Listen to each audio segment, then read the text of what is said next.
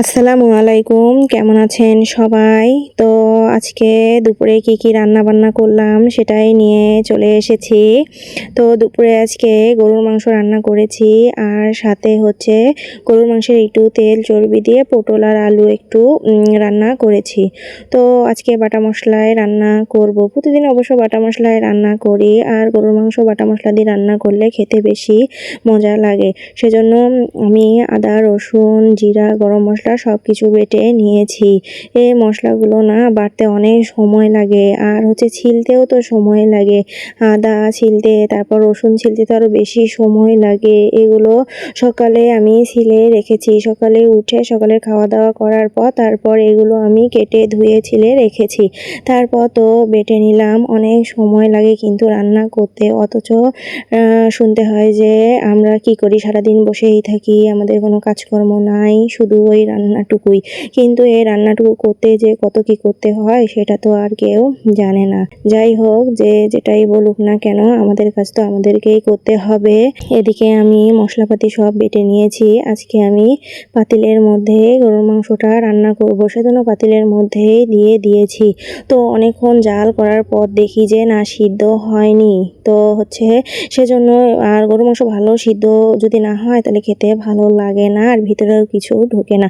সেজন্য আমি প্রেসার কুকারের মধ্যে দিয়ে আবার 2-3টা শীষ দিয়ে নিয়েছি। তারপর সিদ্ধ হয়ে গেছে। তারপর গরুর মাংসটা তো হয়ে গেছে, নামিয়ে রেখেছি। আর এদিকে আমি এখন পটল আর আলু ছিলে নিচ্ছি। পটল আলু ছিলে নিয়ে ধুয়ে নিয়ে তারপর হচ্ছে প্রেসার কুকারের মধ্যেই দিব। একটা মাত্র শীষ দিব। একটা শীষ দিলে পটল আর আলুটা আধা সিদ্ধ হয়ে যাবে। তারপর আবার পাতিলে দিয়ে একটু কষিয়ে নিব।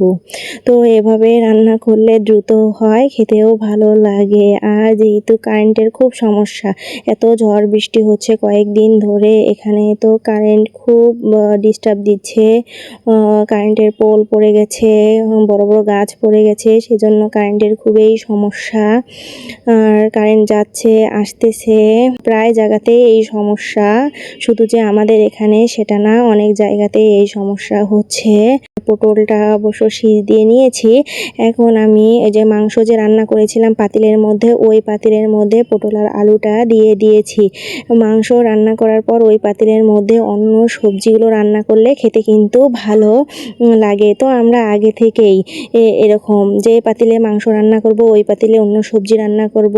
মুরগির মাংস রান্না করলে আমরা সেটা করি, গরুর মাংস রান্না করলে আমরা সেটা করি।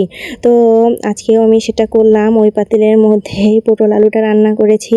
তবে মাংসের চেয়ে পটল আলুটাই বেশি ভালো লেগেছে। পটল আলুটা তো একদম গলে গেছে, নরম তুলতুলে হয়ে গেছে।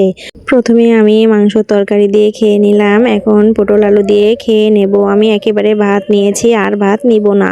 তো সবাই ভালো থাকবেন, সুস্থ থাকবেন। আজকে এ পর্যন্ত। আল্লাহ হাফেজ।